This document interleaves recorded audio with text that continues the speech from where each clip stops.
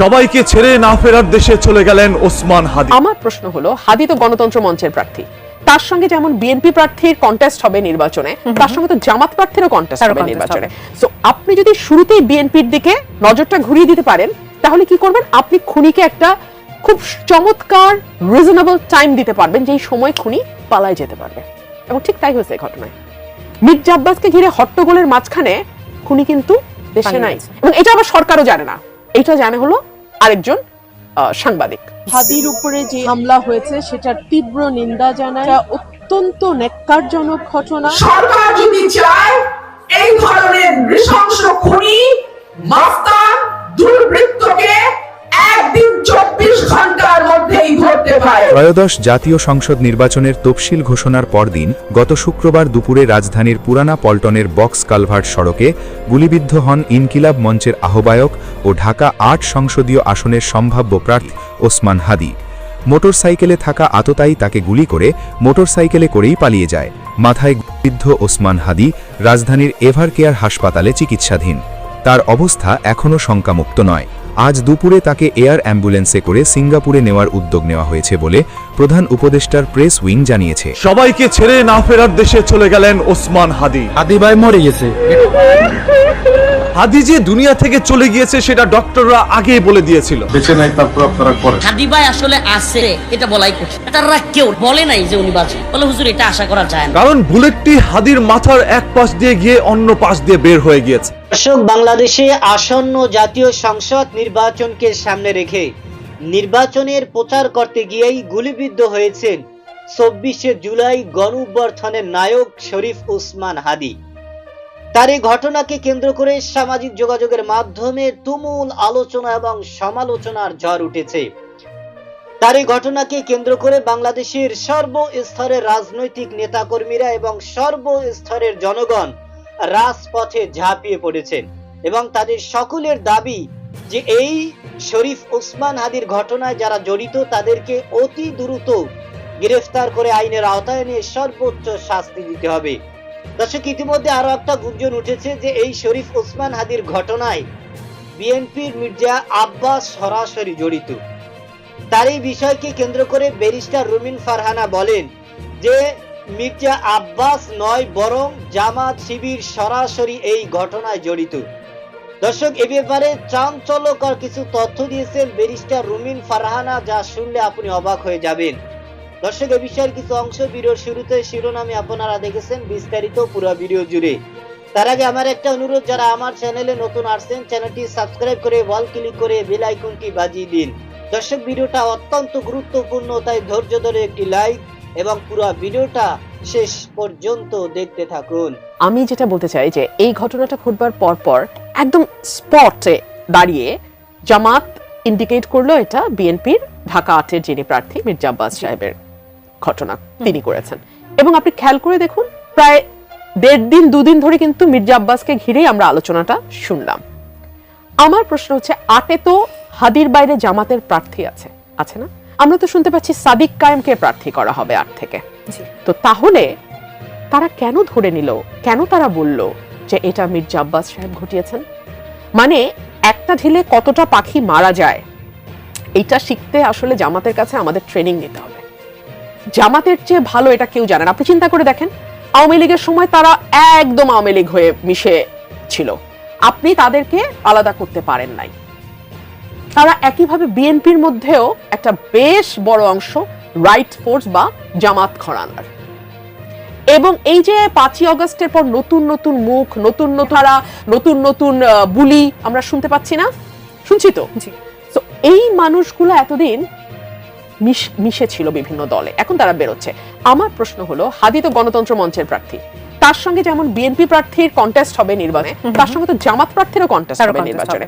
So আপনি যদি শুরুতেই বিএনপির দিকে নজরটা ঘুরিয়ে দিতে পারেন, তাহলে কি করবেন? আপনি খুনিকে একটা খুব চমৎকার রিজনেবল টাইম দিতে পারবেন, যেই সময় খুনি পালায় যেতে পারবে। এবং ঠিক তাই হয়েছে এই ঘটনায়। মির্জা আব্বাসকে ঘিরে হট্টগোলের মাঝখানে খুনি কিন্তু দেশে নাই, এবং এটা আবার সরকারও জানে না, এটা জানে হলো আরেকজন সাংবাদিক। তো ইজন্ট দ্যাট ভেরি ইন্টারেস্টিং? আমার তো মনে হয় এখানে জনাব মির্জা আব্বাসের নামটা ইচ্ছাকৃতভাবেই আনা হয়েছে, যাতে ঘটনাটা কিছুক্ষণের জন্য অন্যদিকে নজর সরানো যায়, মিডিয়ার নজর, কারণ জানি এটা পরে পাল্টাপাল্টি হবে এবং পাল্টাপাল্টি হয়েছে, হওয়ার পরে নজরটা অনেকখানি অন্যদিকে ছিল। এই ফাঁকে খুব আরামে খুনি পালিয়ে যেতে পেরেছে। সুতরাং আমাদের বুঝবার তো আসলে বাকি থাকে না, এটা থেকে গেইনার কারা হতে পারে, এটা থেকে লাভবান কারা হতে পারে। আর আমি একটা কথা বুঝি না যে একদম মুখে মাস্ক টাস্ক দিয়ে ঢেকে যার কোনো রকম কোনো পরিচয় নাই, তিনি যখন একটি বাড়িতে ঢুকে মা মেয়ে দুজনকে হত্যা করেন এবং 24 ঘন্টার মধ্যে তাকে গ্রেফতার করতে পারে আইন শৃঙ্খলা রক্ষাকারী বাহিনী, সেই আইন শৃঙ্খলা রক্ষাকারী বাহিনীকে তো আপনি ইনকম্পিটেন্ট বলতে পারবেন না। দে আর ভেরি কম্পিটেন্ট। তার মানে তারা কোনো জায়গায় তাদের কম্পিটেন্স এক্সারসাইজ করে, কোনো জায়গায় তারা তাদের কম্পিটেন্স এক্সারসাইজ করে না। আমরা দেখতে পাচ্ছি হাদির ঘটনায় তারা তাদের কম্পিটেন্স এক্সারসাইজ করছে না এবং করতে পারছে না। কেন পারছে না? কারা জড়িত, কাদেরকে আড়াল করতে? এইরকম ঘটনা তো সাগররুনির সময় আমরা দেখেছি। 24 ঘন্টার যে আসামিকে ধরার কথা 48 ঘন্টা, সেটা 48 মাস তো বাদ, এর চেয়ে অনেক বেশি সময় পার হয়ে গেছে, এখনো ধরা পড়েনি। তো হাদিরটাও আমাকে সেই রকম একটা ফিলিং দিচ্ছে। দর্শক আছেন, তাদের প্রশ্ন একটু নিতে চাই। দর্শক স্বাগত জানাই। কে বলছেন, কোথা থেকে বলছেন, আপনার প্রশ্নটি করবেন। আমি বলছিলাম ঢাকা থেকে জুলফিকার। আমার প্রশ্ন হচ্ছে রাজনৈতিক দলের নেতৃবৃন্দের কাছে, বিশেষ করে এই যে ম্যাম আছেন আজকে, যে আসলে সমালোচনার জায়গা হচ্ছে ওইখানে যে বর্তমান সরকারের প্রধানকে, সরকারের প্রধান ডক্টর ইউনূস, এখন সরকার যে প্রত্যেকটা জায়গায় যে ফেল করতেছে, এই যে আইন শৃঙ্খলা বলেন, এই ফেল করলে যাকে ওই দায়িত্বগুলো দিছে, এই যে আপনার হোম বলেন, অ্যাডভাইজার বলেন, বা যারাই গাফিলাতি আছে তাদেরকে অপসারণ করার ক্ষমতাটা কার? ডক্টর ইউনূসের। উনি কেন করতেছে না সেটা? আমরা কেন অনুরোধ করবো যে আপনি পদত্যাগ করেন? কথা হচ্ছে যে ফেলিয়ার, তাকে ওখান থেকে বাদ দিতে হবে, যারা পারবে সেই জায়গাটা সামলাতে তাদেরকে নিয়োগ দিতে হবে। এইটা হচ্ছে যে প্রধান উপদেষ্টার কাজ। এবং এই যে গোয়েন্দা সংস্থাগুলো যে বিভিন্ন তথ্য দিচ্ছে না গভর্নমেন্টকে, গভর্নমেন্ট কেন সেখানে রদবদল করবে না? কেন আপনার গোয়েন্দা সংস্থা থেকে শুরু করে প্রশাসনিক রদবদলটা করবে না? যাদের দ্বারা কাজ হবে। এখন আমি শুধু দোষারোপ করবো পররাষ্ট্র উপদেষ্টা, স্বরাষ্ট্র উপদেষ্টা, প্রধান উপদেষ্টার দায়িত্ব কি তাহলে? দর্শক, আপনারা জানেন জুলাই গণ অভ্যুত্থানের নায়ক শরীফ ওসমান হাদি, তিনি বাংলাদেশের আসন্ন জাতীয় সংসদ নির্বাচনকে সামনে রেখে নির্বাচনের প্রচার করতে গিয়েই কিন্তু গুলিবিদ্ধ হয়েছেন। তার এই ঘটনাকে কেন্দ্র করে সামাজিক যোগাযোগের মাধ্যমে কিন্তু তুমুল আলোচনা এবং সমালোচনার ঝড় উঠেছে এবং বাংলাদেশে শোকের ছায়া নেমে এসেছে। আপনারা জানেন শরীফ ওসমান হাদির শারীরিক অবস্থা খুবই আশঙ্কাজনক। তার বাঁচার 5% সম্ভব আর 95%ই অসম্ভব। দর্শক, তাহলে বুঝতেই পারছেন শরীফ ওসমান হাদির শারীরিক অবস্থা কতটা অবনতি এবং তার এই অবস্থানের পিছনে যারা জড়িত রয়েছেন, যারা এর পিছনে সরাসরি জড়িত রয়েছেন, তাদেরকে অতি দ্রুত আইনের আওতায় এনে সর্বোচ্চ শাস্তি দেওয়ার দাবি জানিয়েছেন বাংলাদেশের সর্বস্তরের রাজনৈতিক নেতাকর্মীরা এবং সর্বস্তরের জনগণ। কারণ তারা বলেন যে এই হাদি, তিনি তার বলিষ্ঠ কণ্ঠ দিয়ে, তিনি তার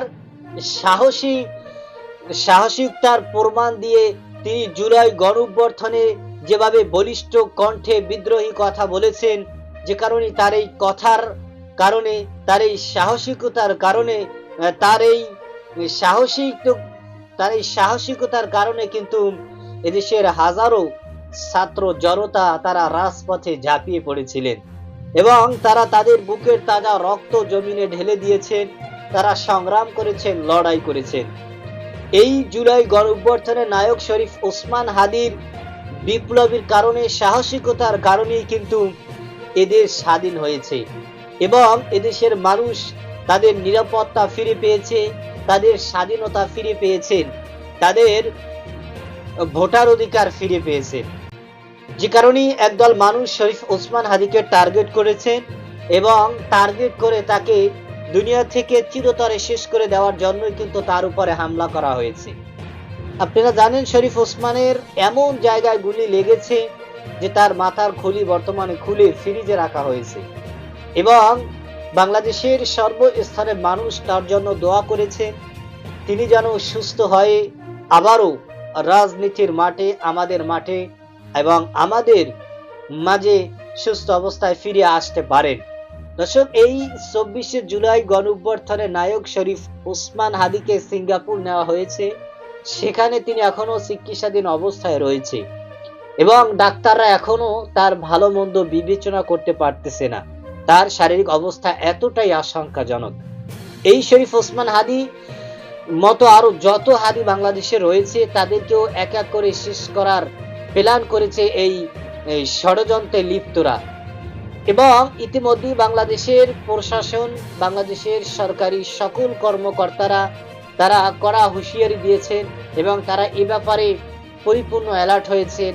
এবং আপনারা জানেন, যোগাযোগের মাধ্যমে স্বরাষ্ট্রমন্ত্রী তিনি ঘোষণা করেছেন যে এই শরীফ ওসমান হাদির ঘটনায় যারা জড়িত তাদেরকে যদি ধরিয়ে দিতে পারেন তাহলে 50 লক্ষ টাকা পুরস্কৃত করা হবে। এবং আমরা সকলেই আশাবাদী যে অতি দ্রুত এই সমস্ত ঘটনায় যারা জড়িত তাদেরকে যেন বিচার করা হয়। দর্শক, এই বিষয়ে আপনার কোনো মতামত থাকলে সেটা আমাদের কমেন্ট সেকশনে জানাতে পারেন। আজ এ পর্যন্তই। সুস্থ থাকবেন, ভালো থাকবেন। দেখা হবে আগামী কোনো ভিডিওতে, কথা হবে নতুন কোনো বিষয় নিয়ে। সে পর্যন্ত ভালো থাকবেন। খোদা হাফেজ।